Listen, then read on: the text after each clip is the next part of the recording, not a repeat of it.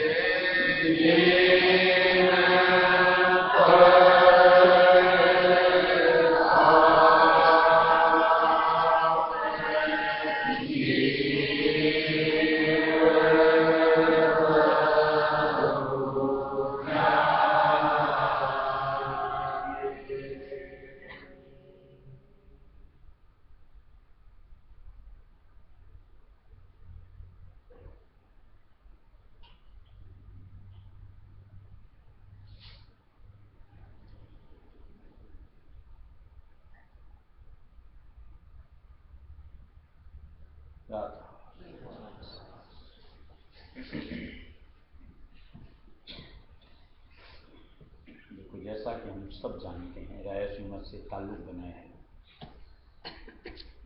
और जो हमारा ध्येय हमने निर्धारित किया है कि अपन को राय में धाम पहुंचना, मुक्ति पद वही है और वो बहुत ऊंचे देश, यानी जहां हम बैठे हैं वहां से बहुत ऊंचाई के ऊपर। एक किस्सा, जैसे एक शिष्य था, जैसे हम लोग संगत से जुड़े हुए, वो भी उनके साथ जुड़ा हुआ था और जो हम लोगों की दशा, उसकी भी वही दशा थी कि जहां बैठ के मालिक की भक्ति में जुड़ना चाहिए, मनीराम घसीट घसीट के नीचे लाए। और जैसे हम लोगों का सवाल, इससे पीछा कैसे छुड़ाएं, ऐसे उसने अपने गुरु से प्रश्न किया कि आपने साधन दिया, मैं प्रयत्न भी करता हूं, लेकिन सफलता नहीं मिलती। तो उन्होंने उसको साथ लेकर के एक पहाड़ के पास लेकर के गए और उसके सर के ऊपर में 10 पत्थर रखे। बेटा, इस पहाड़ के ऊपर चढ़, इस पहाड़ पे चढ़ जाएगा तो तुझको वो पद मिल जाएगा जिसकी तू कामना करता है। उसने देखा, अगर इतने में काम सकता तो क्यों नहीं कर लेना चाहिए। ये करके चलना शुरू हुआ। खड़ी चढ़ाई होती है पहाड़ की, ऊपर माथे पे 10 पत्थर रख दिए।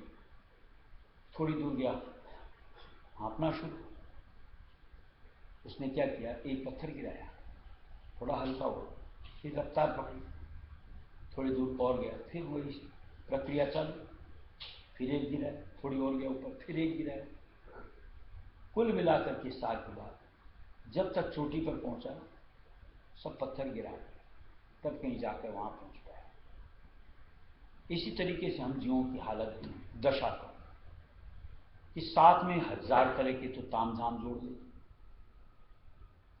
और फिर चाहते हैं कि सूरत को चढ़ाओ। बोझ तले तो दब जाते हो, कहां से चढ़े। चढ़ना है तो एक एक एक एक करके गिराते जाओ, हल्के हो जाओ, निकल पड़ो।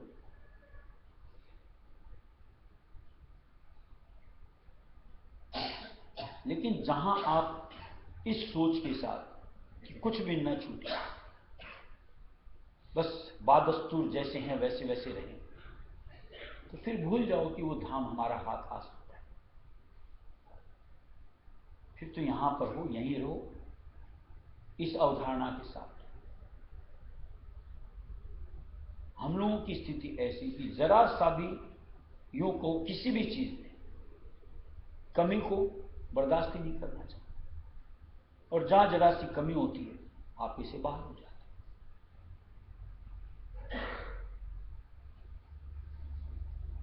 सबके साथ की बात है, ऐसे हालात के अंदर में क्या हम अपने आप को, क्या हम संत मतराय से मत को, और क्या उस पद की निस्बत सोच पा रहे हैं? ये तो सोचना चाहिए। होना तो ये चाहिए कि जैसे जैसे मालिक के नाम की महिमा समझ में आवे, जैसे जैसे उधर हमारे कदम बढ़े, अंतर सहिष्णुता आनी चाहिए, क्षमा आनी चाहिए, संतोष आना चाहिए। तब तो कहीं जाकर के आप पुरानी डगर से हट करके मालिक की डगर पे अपने आप को आगे बढ़ा पाओ, जो कि हमें किसी में नहीं पाई जा रही। और उसी का खामियाजा भुगतना पड़ता है कि ऐसा लगता है कि परमार्थ के हिसाब से अंतर में जब भी कदम बढ़ाते हैं निरस्ता, कि वहां हमको लगता ही नहीं कि हमको ये आज्ञा चक्र कहीं करीब आकर के यहां पर थोड़ी देर का विश्राम भी पाया जा सकता हो। आगे की बात तो छोड़िए, लेकिन ताज्जुब तो ये लगता है कि ऐसी दशा की वजह को हम तलाशते नहीं। तलाशोगे तो निश्चित तौर से अपने आप समझ में आएगी कि ये वजह है, और चाहना अगर उसकी आपकी दृढ़ है, अपने आप जो जो वजह हैं आप उनका निदान करो, यानी अपने से दूर करके अपनी जो धारणा बना रखी है उसके लिए आगे बढ़ोगे। ये तो होता है तरीका। और जहां इस अनुरूप अपने आप को जो भी नहीं डालेगा, वही हमारी होम कहो, अकड़ पकड़ कहो, ये तो निश्चित तौर से माया की जंजाल है, उनके दायरे में अपने आप को रखो। इनसे छूटना तो पड़ेगा अगर वो ऊंचाई पार करनी है तो। 10 पत्थर लेकर के वो चोटी तो हाथ नहीं आ सकती। कुछ आया समझ में? जरा सा भी अपन सोचो ना, मान लो सुबह की एक बैटरी चाहिए और नहीं मिलती है तो देखो घर के माहौल को, क्या चीखना, क्या चिल्लाना होता है। क्यों और कब तक? ये मन की सोच कब तक जोड़ चलनी है? इसी तरीके से मान लो कहीं दुनिया के किसी भी मामले में कहीं पर भी हमको कहीं दखल होता है, किसी भी वजह से, किसी के भी जरिए से, वहां हमारी स्थिति हम अपने आप की परखो किस अनुरूप होती? क्या कभी परमार्थ के मामले में दखल होता है? वैसी परिस्थिति बनती है अपनी कि अंतर तिलमिला जाए, छटपटा जाए कि यार सत्संग छूट रहा है, कि भंडारा छूट रहा है, कि संग छूट रहा है। फर्क समझ में आना चाहिए, और फर्क समझने का मतलब यही है अपनी रुचि का भान होता है कि अभी तक हमारे मन की रुचि किस तरफ की है, और जहां लगे कि हकीकत में अभी तक परमार्थ की रुचि में कमी है तो झकझोरो अपने आप को, क्योंकि ये जो घेरा काल का, माया का डाला हुआ है, जब तक इसी हद में अपने आप को रखेंगे, यानी इसी की रुचि बढ़ चढ़ करके, तब तक परमार्थ नहीं समझ सकते। ये तो परमार्थ की रुचि बढ़ेगी और उसकी तलब अंतर से बेकरारी को उठेगी, तब कहीं जाकर के काल से, माया से नाता टूटता है। तब सूरत अंतर में मालिक के साथ को पकड़ करके अपने देश की तरफ से जाते। और ये हर किसी के लिए बात है। सत्संग अपने लिए सबको सोचना चाहिए और अपने लिए विचार करते अपने आप की खामियों को दूर करने का जतन करना चाहिए। मदद मालिक देता है। ले आरत का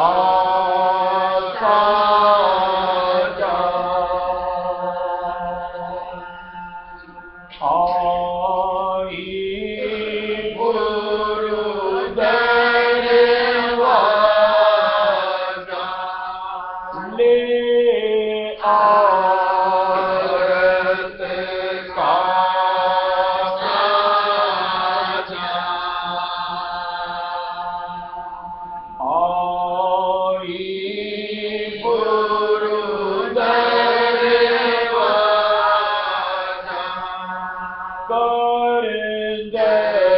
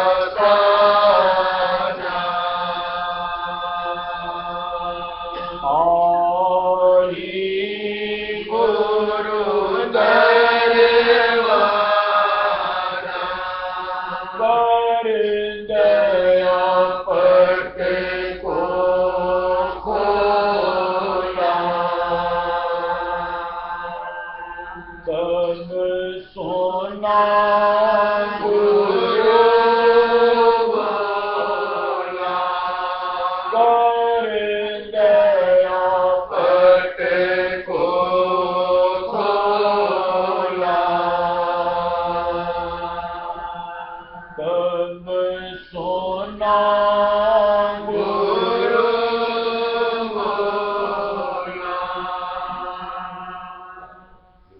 श्रीमद् राय श्रीमद के जो हिसाब किताब हम जो सूरत हैं, एक तरीके से कहो बतौर ट्रेन के डब्बे के, इंजन हमारी गुरु।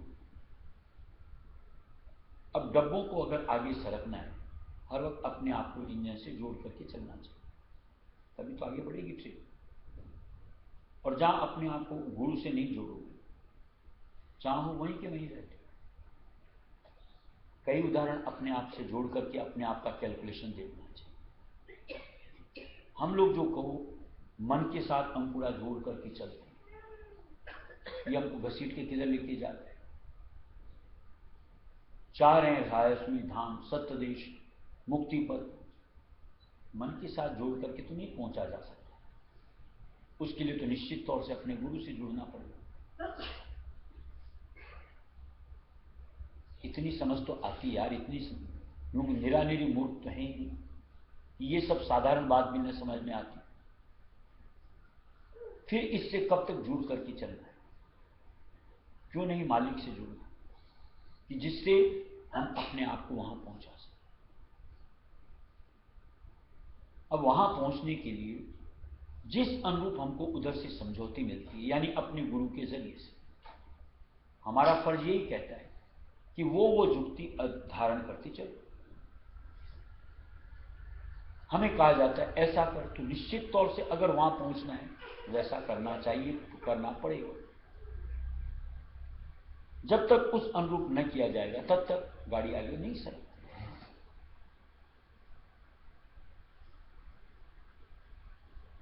यानी अगर हमको समझौती मिलती है कि मोह अंग छोड़ो, अंतर से धारणा मालिक की अंतर धारो, क्या हमारा फर्ज नहीं कहता कि अगर उस देश पहुंचना है तो ये कर डालो, अंतर से मोह अंग को निकाल फेंको। अगर हमें कहा जाता है कि लोभ अंग निकाल फेंको, क्या सोचते हो? रफ्तार पकड़ने तो ये लो, मालिक फेंक दिया, चलो आ। लेकिन देखने में तो ऐसा आता है बर्ताव जो हम सब का, लेकिन हम किसी भी अंग में इतनी सी भी कमी करते ही नहीं और करना चाहते ही नहीं। जैसे वैसे वैसे बस मालिक हमको यहां से उठाओ और वहां पहुंचाओ, जो कि मुमकिन नहीं हो सकता। साफ साफ शब्दों की बात है, क्योंकि मालिक धोखाबाजियां करता ही, यानी गलत भ्रांति से जीव को जोड़ता ही नहीं। यहां तो साफ साफ शब्दों की बातें हैं कि जब तक ऐसा नहीं होगा तब तक वो नहीं मिलता। और ये समझ में आ जानी चाहिए। या तो इस दुनिया में बंधे रहो और यहां के लाभ घूसे खाओ, तिरस्कार झेलो और अपनी फजीयत करो, और अगर इन सब से छुटकारा चाहिए तो फिर संतों की बात को धारो। हमारे एक महानुभाव बैठे यहां, आज 60, 62, 63 कितने के हो गए, बोलते अभी तो हमको गधा खटनी करनी है। इस उम्र के बाद भी जहां के सारे फर्ज पूरे हो जाते, वो महानुभाव ये महानुभाव, ना मैं बैठा कोई और बैठा, खुद को नहीं समझ में आता कि ये हालात परमार्थ के लिए सही नहीं है, कि अब हमारी जिंदगी का असली मकसद क्या बनना चाहिए। यही दुनिया, इसकी निस्बत या परमार्थ या अपने निस्बत, ये समझ नहीं आती। और नहीं आ रही है तो मान लो कि हमसे ज्यादा पागल कोई दूसरा नहीं। इतना झकझोरने के बाद भी अज्ञान अवस्था परे नहीं होती। सुनने में बुरी लगती हो लेकिन सच्चाई है।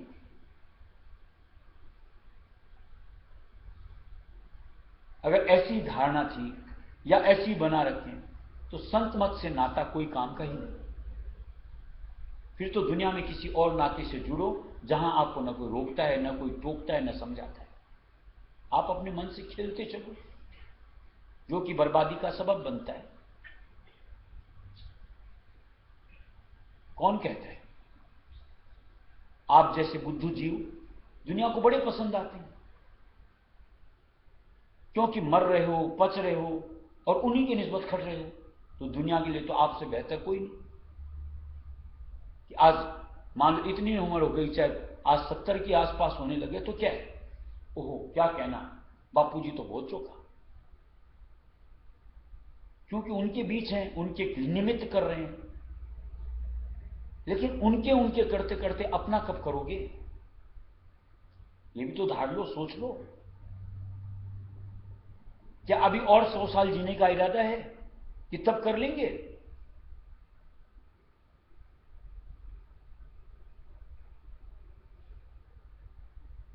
लेकिन मालिक की सीख तो इस कान सुनने, इस कान निकाल फेंकनी, और दुनिया की बातें इस कान सुनने और अंदर समा लेंगे। ऐसी धारणा से परमार्थ नहीं निपटा, नहीं कमाया जा सकता, यानी अपना हित नहीं साधा जा सकता। ऐसे सबब की वजह से तो निश्चित तौर से ये मंडल तुम्हारा और तुम यहीं वास करो। वो रहस्यमय धाम जो अपना है वो दूसरों की निमित्त ही है, हमारे लिए नहीं।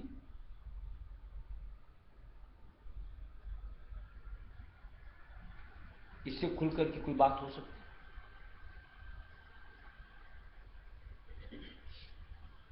समझ में आता है तो बात पल्ले बांध लेनी चाहिए, नहीं तो रहस्य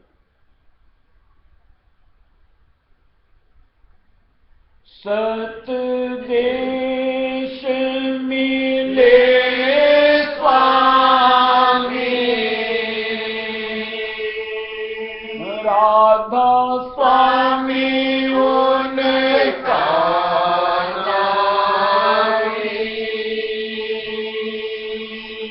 सत देश मिले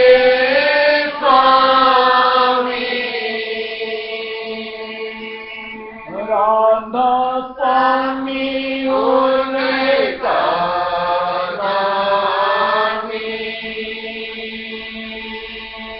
राधा स्वामी उनका नामी। सूरत हुई निकामी, राधा स्वामी उनका नामी। सूरत हुई निकामी, ले औरत का साजा, आई दरवाजा, पर दया पट को खोला, कल सुना गुरु बोला, पर दया पट को खोला, कल सुना गुरु बोला, लौटी धारा आई, जहाँ से चल कर आई, लौटी धारा आई, जहाँ से चल कर आई, साकार मिले स्वामी, निज देश में पहुँचाई, साकार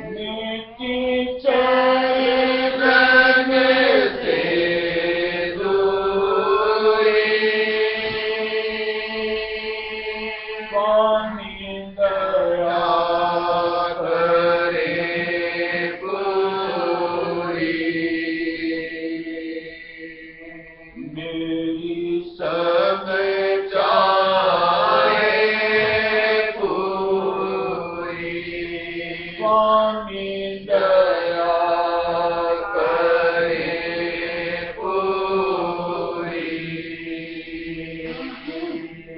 मेरी सब चाहे पूरी, ले आरत का साजा,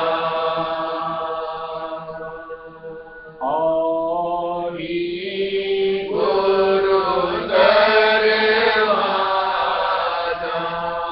कर दया पट को खोला, तब सुना गुरु बोला, कर दया पट को खोला, तब सुना गुरु बोला। देखो, समझना होता है तो कई तरीके होते हैं। जैसे एक चीज समझो कि जैसे मान लो हल के अंदर में बैल को कब तक जोता जाता है, या मान लो तांगे के अंदर में घोड़े को कब तक जोता जाता है, जब तक वो दौड़ सकता है। और जहां उसकी दौड़ खत्म हो जाती है, चल नहीं पाता है, तब क्या जबरन जोता जाता है? नहीं ना। हम लोगों की दुर्दशा उसी हद तक है। जब तक हम वहां जुत रहे हैं, कोई क्यों छोड़ेगा? कष्ट तो पूरा निकालेगा। जहां आप चलना बंद कर दो, भाई मेरे से तो नहीं होता, देखिए कौन हमको जोतता है? कोई जबरन घसीट लेगा। यानी जब तक आपके अपने हृदय में आपकी मुक्ति के निमित्त सोच नहीं बनेगी, तब तक आप दूसरों के ऊपर थोपते रहो, चाहे कि मैं इस वजह से, कि उसकी वजह से, कि ये वजह से परमार्थ नहीं कमा पा रहे हैं। निश्चित तौर से ये आपकी बहानेबाजियां, आपका दुर्भाग्य है। नहीं तो जो सुयोग मालिक ने अपनी शरण में जोड़ करके हमारे लिए दिया है, चाहो तो इधर दौड़ लगा करके मुक्ति पद पा लो। और चाहना का स्वरूप कैसा होता है? जैसे एक किस्सा और सुन लो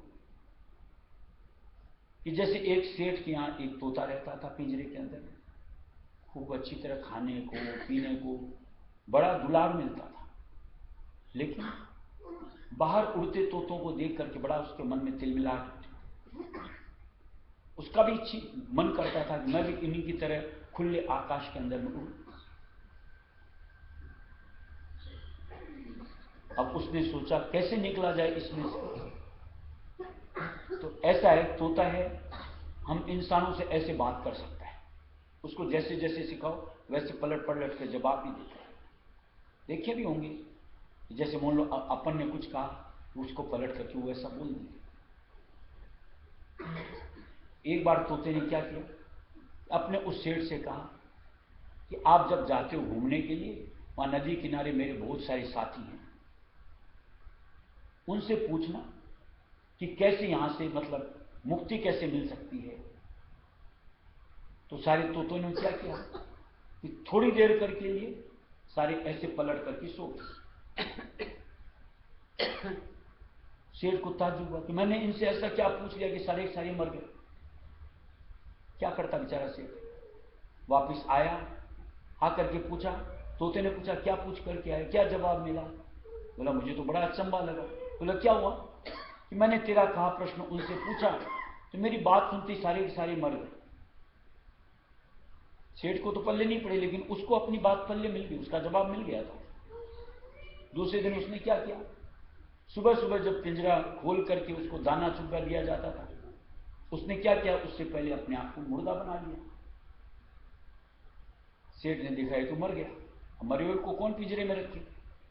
मालिक उसको ले जाके थोड़ी दूरी पर पिंजरे से बाहर निकाल के फेंक दिया, और जहां उसको बाहर निकाला फुर्र से उड़ गया। स्वच्छंदता आपके अंतर की विषय होती है।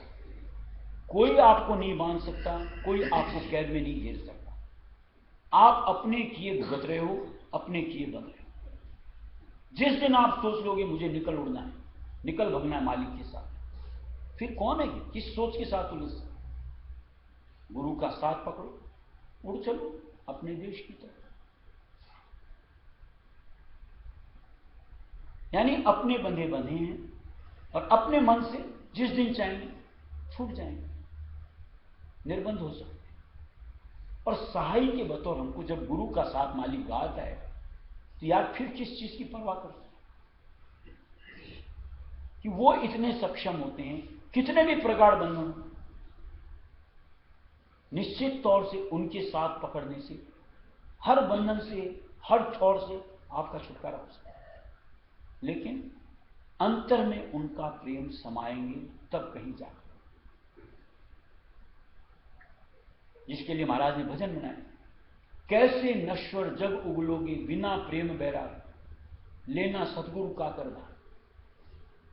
कि जब अंतर में आलि उनका यानी अपने गुरु का प्रेम और उनसे मिलने के प्रति अनुराग नहीं आएगा, तब तक इस नश्वर जगत से पीछा कैसे छूटे? तब तक तो निश्चित तौर से इसके इसके इसके इसके ऐसे बनते चले जाओ। अरे छोड़ो चेतन, जड़ तक में बनते चले जाते। सत्संग करते हैं यार, कहीं तो समझ ले लो,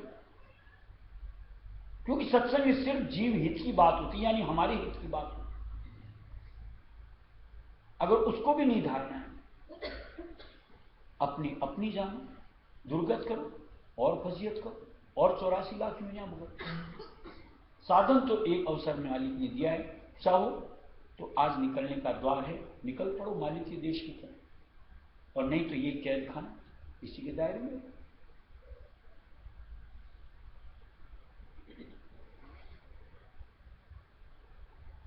राधा बार बार